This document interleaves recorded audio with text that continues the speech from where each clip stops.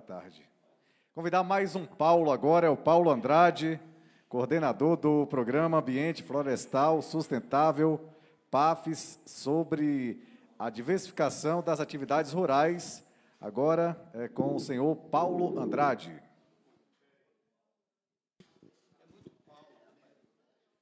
Bom dia a todos. É um prazer estar aqui em Maracás, primeira vez que venho. Conheço grande parte, da nossa Bahia em oportunidades, aqui é a primeira vez. Aqui é o apontador. É o meio? Qual o meio? E a gente vai dar um voozinho rápido para trazer a vocês o que a gente faz no extremo sul da Bahia com o Programa Ambiente Florestal Sustentável. Como ele começou, como aconteceu e como ele, nesses 9 anos de atividade, tem gerado conhecimento, principalmente conhecimento ao homem do campo. O Programa Ambiente Florestal Sustentável nasceu de um acordo de cooperação técnica entre a ABAF, que é a ABAF, e a ADAB, a Associação Baiana das Empresas de Base Florestal, e a Agência Estadual de Defesa Agropecuária da Bahia, a ADAB. Vamos passar aqui. Aqui é um panorama do mapa da Bahia, já foi falado muito, os polos de silvicultura, e a gente, frisando aqui, no extremo sul, é a área onde concentra os maiores plantios e município com maior quantidade de área plantada de eucalipto no extremo sul, é um dado do Bahia Florestal de 2021. Então, lá no extremo sul, por essa unidade grande de florestas de eucalipto, começou a ocorrência de uma praga florestal, que era a lagarta parda. No eucalipto, praticamente não se tinha essa questão fitossanitária de pragas, mas com o surgimento da lagarta parda, ela incomodou não só as florestas, como as cidades, porque é um inseto que ele é atraído pela luz branca, ele é fototrópico positivo, e à noite, quando as cidades ligam as suas lâmpadas, a mariposa, o inseto adulto, ele voa em direção a essas lâmpadas, atraído pela luz, e estava trazendo muito constrangimento aos municípios, às cidades que estavam próximas de plantios de eucalipto. Aqui, por exemplo, mariposas invadem Teixeira de Freitas, e a causa do desequilíbrio ambiental é um mistério. Ninguém conhecia a lagarta parda, não sabia de onde vinha, o que estava acontecendo. Então, cada um falava uma coisa. Aulas são suspensas no Prado devido à infestação de mariposas e larvas de lagarta parda. Aqui no G1, após a intervenção de mariposas, aulas suspensas por infestação de larvas.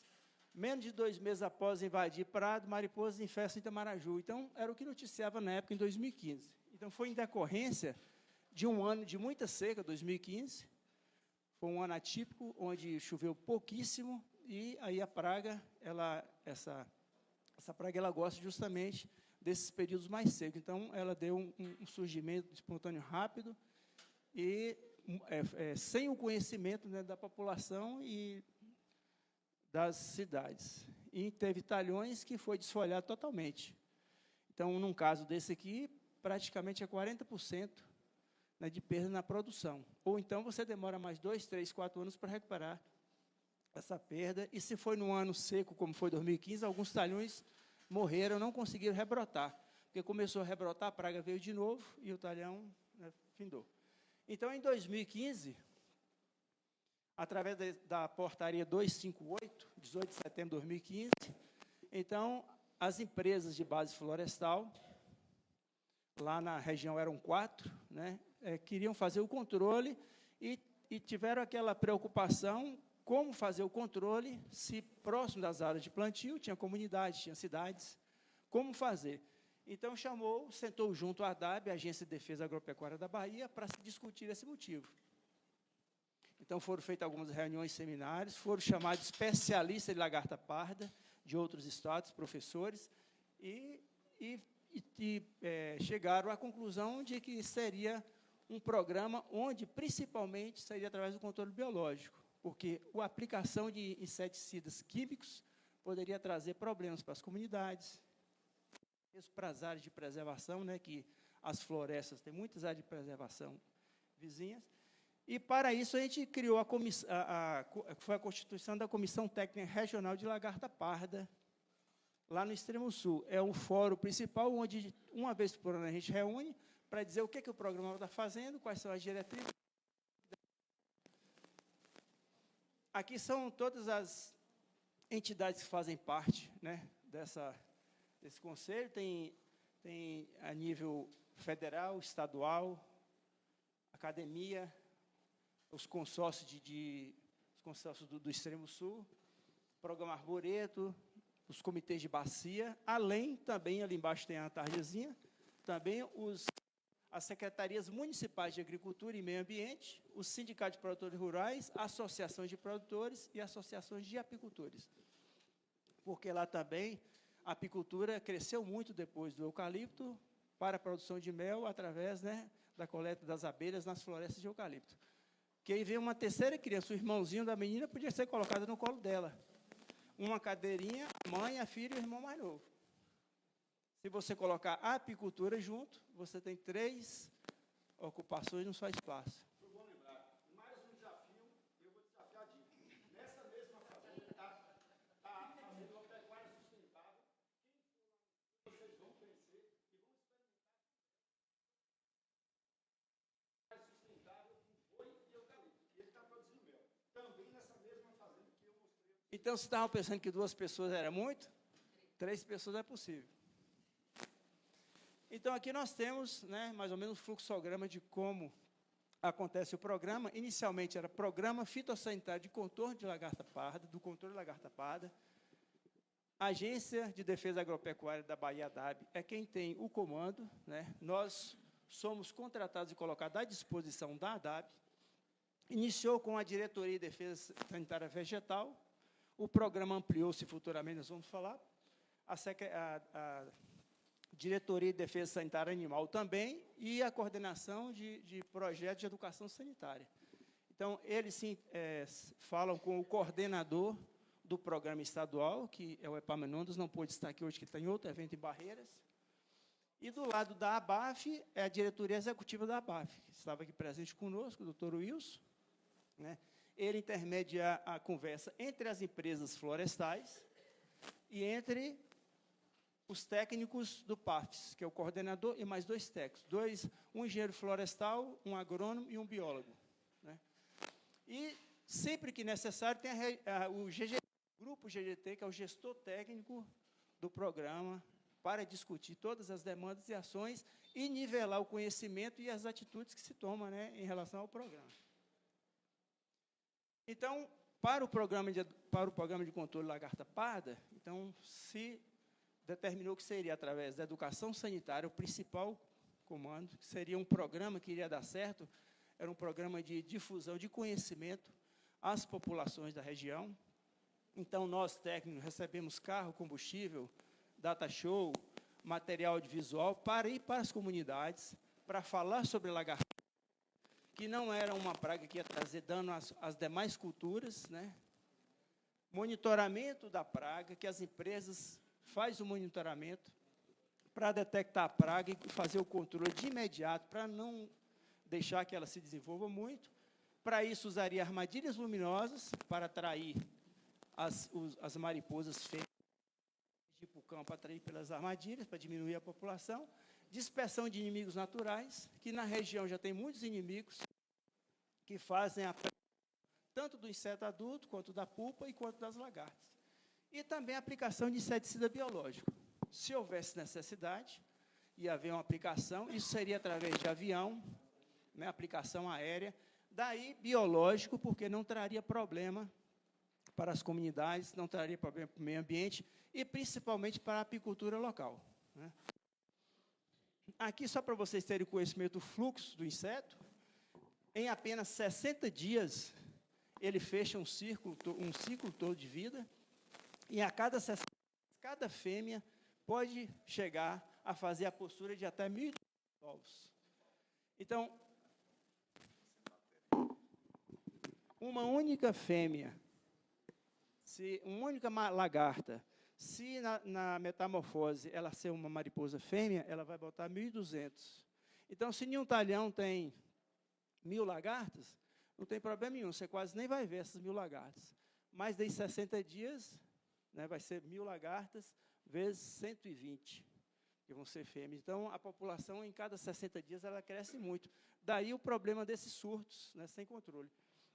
E para o biológico, a gente só tem uma janela ali, no primeiro, segundo e terceiro insta da praga, para fazer o controle. São apenas 10 dias. Se você perder aquela janela, você não pode aplicar mais aérea, que não vai fazer efeito biológico. O biológico só faz efeito se ela estiver se alimentando, ela tem que ingerir a bactéria para poder morrer. Então, aí vem os inimigos naturais nas outras fases para diminuir a população.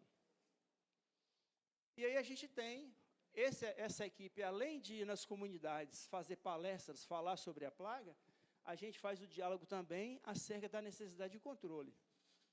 A empresa fez um monitoramento, o particular fez um monitoramento, vai ter uma aplicação de inseticida, comunica a DAB, a gente vai nas comunidades do entorno, fala que vai ter aplicação, é um biológico, nós vamos fazer a fiscalização do produto, para ver se realmente é biológico, né, consultar o documento que comprova os produtos que eles estão aplicando, que é o receituário agronômico, e liberar a aplicação. Então, a comunidade já vai ficar ciente que é uma aplicação de biológico, não terá problema. E todo esse contexto, a gente, além de trabalhar com a fiscalização, com a educação sanitária nas comunidades, a gente tinha visita técnica a campo, técnico das 4 empresas particulares, Secretaria de Agricultura mandava seus representantes para a gente ver o que estava ocorrendo no campo, falar o que estava acontecendo em cada empresa, o que estava se fazendo, para poder, o que estiver acertando, os outros copiarem e fazer um trabalho único em todo o Extremo Sul. Por isso que deu, né, foi tão bons resultados. A gente teria também ali reunião de GGT, onde os técnicos das empresas, a DAB e PAF se reuniam, reunião da CTR, da Comissão Técnica Regional, a gente visitava também os laboratórios de produção de inimigos naturais, para a gente ter conhecimento quais são os inimigos, qual período deve ser soltos, né, dispersos no campo. Fazia inspeção de campo para a detecção da praga, se já era pupa, se já era lagarta, se já estava na época de mariposa, e palestra nas escolas. Então, a gente não parava, não tinha tempo de parar, tinha que colocar o programa para correr, para poder sanar essa necessidade, né, do Extremo Sul. E aqui nós temos o mapa lá do Extremo Sul. Cada pontinho desse foi uma comunidade visitada, com palestra. A gente distribuía folder, né? E os dados do primeiro ano de programa, 2016, aqui foram mais de 3.000 pessoas treinadas em 98 encontros, né?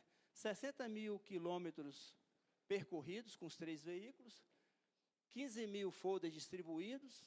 Isso ocorreram em 22 municípios do Extremo Sul. E nós fizemos uma rede de formação de 480 representantes de comunidades, professores, porque quando ocorria a presença à noite, a luz acesa, ocorria a presença da mariposa na casa, pessoal do campo, pessoal das fazendas, eles pegavam o telefone e ligavam para a gente, ó, Paulo, Diogo, está tendo mariposa branca aqui na varanda, de noite veio na luz. Então, a gente ia ver o contato, se realmente era a Tirintaína arnóbia, a lagarta parda, a gente via qual era a localização das florestas em volta, de quem era aquela floresta, para informar ou a empresa ou o produtor, para fazer o monitoramento, para a realização do controle, antes que aquele surto dobrasse e virasse, né, um surto sem controle. Então, diante disso aqui, a gente viu também a necessidade na região de outras informações. Foi um ano seco, que eu já disse, né, alguns riachos, alguns ribeiros secaram por falta de chuva, e principalmente a questão de preservação dos recursos hídricos foram pedidos para que também a gente fizesse esse trabalho de informação, como proceder, o que devia fazer, e a gente abraçou a causa, e o programa, que era Programa Fitossanitário de Controle da Lagarta Parda, se ampliou com outros temas, e a gente passou a chamar Programa Ambiente Florestal Sustentável, porque envolve o controle de pragas e outros temas, né? O primeiro que nós debatemos foi preservação dos recursos hídricos, preservar para produzir. Nós recebemos a adesão também do Ministério Público Ambiental do Extremo Sul, neste programa, que eu já estava diretamente relacionado com eles, do Comando Independente da Polícia Ambiental, que fica em Porto Seguro, a CIPA, o INEMA, que é o nosso órgão estadual, né, que representa essa parte do meio ambiente, e a DAP continuando também no programa, afinal de contas, foi quem abraçou a causa com a ABAF e para quem nós estávamos prestando serviço nesse tempo. Então, era uma infração da legislação ambiental, principalmente nas áreas onde tinha florestas. Então, a pessoa fechava a propriedade para poder as áreas de preservação nascerem, as espécies nativas, e o pessoal soltava o gado, porque achava, não, a empresa não tem gado, eu vou botar que minha terra não tem capim, e começava a fazer essa degradação. Então, a gente foi levar isso para o produtor, dizendo que era uma prática que não deveria ser feita, porque, além da prática ser nociva para o meio ambiente, ela infringia algumas leis, a legislação ambiental, e também na DAB, infringia alguns fatores, que era onde nós trabalhávamos nisso aí.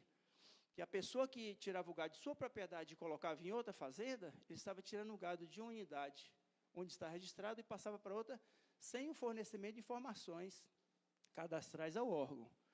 Para isso, para a difusão de pragas e doenças, é muito ruim para o Estado. Então, todo animal que sai de uma propriedade para outra, ele tem que fazer esse registro ao órgão de defesa. Transporte e movimentação de animal sem GTA, não tirava a guia, não procedia a vacinação, estava lá em outra propriedade, não tinha domínio, e não fornecia a declaração da vacinação. Então, a DAB, nesses 4 temas aí, passou a trabalhar. E aí a gente, várias reuniões, reunião na Procuradoria da Justiça, lá de Promotoria Ambiental em Teixeira de Freitas, participação de reunião e curso, né, nos consórcios de desenvolvimento, que lá no extremo sul nós temos 2, na Costa dos Descobrimentos, é o CONDESC, e no extremo sul é o Consórcio Construir. Nós fizemos apreensão de animais a mando do Ministério Público, né? A gente ia, localizava os animais, via que os animais não estavam na propriedade de origem, ou não tinha vacinação, e o Ministério Público apreendia esses animais. A gente estava juntamente com a CIPA, a gente fazia palestras nas associações de produtores, inspeção também na área ambiental, fazia notificação, quando a gente encontrava o produtor que estava fazendo essa prática, a gente falava com ele, conversava, a gente entregava uma cartilha dessa para cada produtor que a gente conversa, que fala vários temas de como ele cuidar, né, de sua propriedade rural. Nas palestras também a gente entrega uma cartilha dessa. E, às vezes, a gente fazia vacinação assistida para conferir o rebanho daquele produtor. Ah, não, eu só tinha 5 animais, mas, na realidade, a gente sabia que era muito. Fazia vacinação assistida e regularizava o cadastro dele na DAB, e realmente sabia quantos animais no total ele teria. Então, além desses 3 temas, o primeiro, do Programa Fitossanitário e Controle de Pragas da Lagarta Parda, a gente trabalhou preservação de recursos hídricos, controle de gado em área de preservação ambiental. E aí, por necessidade, outros temas, né, foram requeridos, e a gente foi trabalhando junto. Né, preservação e controle de incêndios florestais. Hoje a gente já faz parte do PAN, lá no extremo sul, que é o Plano de Auxílio Mútuo de Combate e Prevenção de Incêndio, onde está presente o Corpo de Bombeiro, todas as usinas de cana que têm suas brigadas fazem parte deste PAN, as empresas florestais, todas as unidades que têm um programa de controle de incêndio fazem parte. Então, hoje, no extremo sul, a gente já tem um domínio de qual o potencial de combate, inclusive o ICMBio faz parte também, né? Os parques. A gente tem uma noção de qual o tamanho de recursos que nós temos para combater um incêndio. Caso aconteça um incêndio de grandes proporções em algum lugar, né, todos se juntam e vai ter um comando do Corpo de Bombeiros. Então, esses 3 temas, regulamentação ambiental de propriedades, integração lavoura, pecuária, floresta, plano ABC, uso múltiplo de madeira florestal plantadas, programa Mais Árvores Bahia, combate ao carvão ilegal, não tem por que desmatar a nativa para fazer o carvão, se você pode fazer numa florestal. E os últimos temas incorporados foi combate à caça ilegal de animais silvestres, junto com o ICMBio, e apoio à apicultura regional, que lá a apicultura é muito forte, né? E a gente está direcionando muito o plantio de nativas com essências que produzem, né, pólen e néctar para incentivar e contribuir com a apicultura também. Vou passar rapidinho, que são só os dados.